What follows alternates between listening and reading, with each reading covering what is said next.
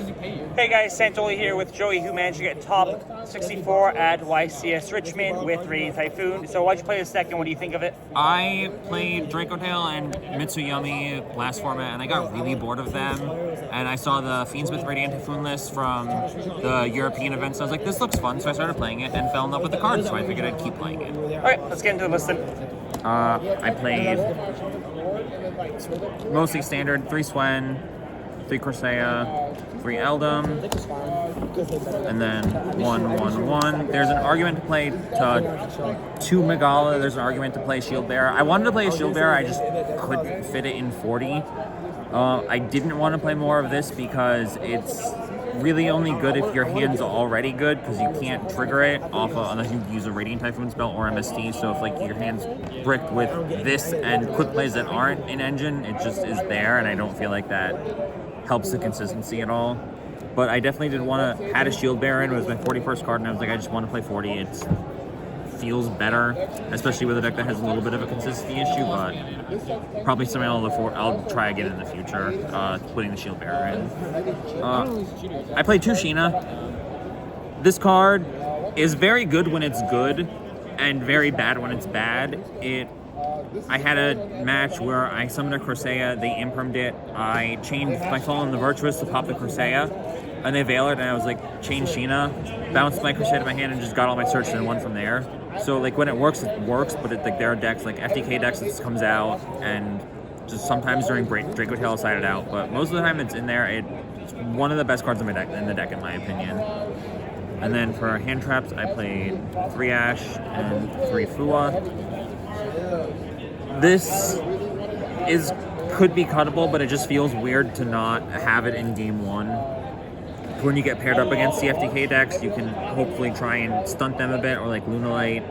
And this is mostly here just because it's the most generic thing, and it stops Prulia at game 1, which is very good against this deck. For spell cards, 3 Chant, 3 Vision, 1 Ascendant. I thought about playing 2. I thought about playing Manifestation. I just don't feel like it's same with Mikala. They don't do anything for the deck on their own. Like I opened hands where I drew this, hand traps, and other quick plays that weren't an engine. I'm just like, I can't win this game because I can't get to my engine. And the argument you can play Manifestation to Foolish and then this to Reborn or Corsair, and it works, but that's you're committing 2 cards to hope to be able to play the game, and if they have a single hand trap, you're just at 3 cards going first to whatever they have, and it's just not great in my opinion. And then the standard 3 Mythical Space Typhoon, just because that's what this deck's based around. And then for other non-engines, it's 3 Droplet, 3 Fallen, 3 Super Volley, and the Obligatory Trap. This is self-explanatory, it's part of the deck. This card was okay. This weekend, like I had a couple matches that it just I resolved it, I won because of it. I think you have to play it somewhere in the list, because you do have a hard time breaking boards, and this just answers boards. This card's just the best card, probably the best quick play style in the game right now, and there's no reason to not play 3 of it. And Droplet's also probably just the best generic board breaker in the game as well. For extra deck tokens, we played Albion and Ecclesia for Fallen. Those were my only targets. I didn't want to play a second Albion because you should just recycle. You send it Albion the first time, you send this the second time, and then you just recycle them back, so you always have the infinite resources to get to your spells for Fallen. Super Volley targets were Garura, Muddragon, Secretarion, and I did play the 2 Azamitas. I did not play the third one because I figured you don't need it. It's cute. It's cute that you can draw phase, summon this, and then main phase, tribute off their last monster, but I don't think, at that point, you should just hopefully be winning the game. I played 2 Dracotail, I summoned it once, I still lost the game, so it didn't matter. This, I summoned a bunch, turning into wins so they can't target your stuff's great. I summoned this once, I think. It was okay. This is one of the cards that I have been heavily consider cutting, because just the only decks in the format really right now that it's good against is Yummy, which isn't as relevant as it used to be. So it's definitely a consideration to cut for other extra deck cards. I played 2 Xyz monsters, Gossip Shadow and Totem Bird. This is staple. I don't think you ever cut this card. Gossip Shadow is really good because you can just summon it blindly into Draco Tail and just fully shuts off their Phymena. It's a good end board into decks that don't really rely on spell and traps and are more heavy monster based because it's just another monster negate that you have on top of your Varun negate.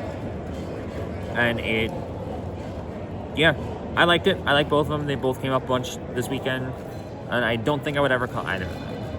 And for the Link monsters, I played 1 Doom Eagle. I think this is just standard. This card's very good into everything right now. 2 of the Radiant Typhoon Link. There's an argument to play a third. I might try playing a third after this. It doesn't come up often, but it comes up enough that if you have the extra space to play it, I don't see there's a world not to. 1 Wind Charmer, 1 Great Fly. I OTK'd a couple times because of this card. I think this is probably a staple and it's needed in the deck. And then 1 SP Little Knight, because it's SP and every deck should play that. And then for the side deck, I played 1 Dimension Shifter. I never drew this card. In theory, it's good. It's just, you go second against FTK decks, Crystron, Lunalight, and Draco Tail, resolve this, and they shouldn't be playing the game. They lose a bunch of resources, and then it comes back to you, and your spells set themselves from banished, so you can somewhat play, but you can do enough to put a half board up, and they can't play through a half board after that. 2 Droll. This is good for the mirror match. This is good against the FTK decks. I just was scared of those FTK decks because you don't really have, you don't play outs. You can play an Underworld Goddess. I just didn't feel comfortable playing a Goddess. But this does stop the Lunalight Canine decks, all of those. 2 Lava Golem. This has been a card that I have been hearing back and forth on. I'm just scared of Lunalight and the Canine decks, so I put 2 in last minute. They were originally a Gozen match and a Magnamut to be able to loop Sheena, but I figured this just will be better to help clear boards and help just break the things that this deck can't just do with anything. It came up a couple times, so I'm glad I played it. I don't think I'd cut it. I probably should have just played a Wind Kaiju because all Lunalight decks were just ending on 1 Liger and passing, so Lava Golem wasn't doing much, but 3 Perulia. This is just the second best hand trap in the game right now. It's good against Mirror, good against Canine decks, good against Yummy, good against just everything.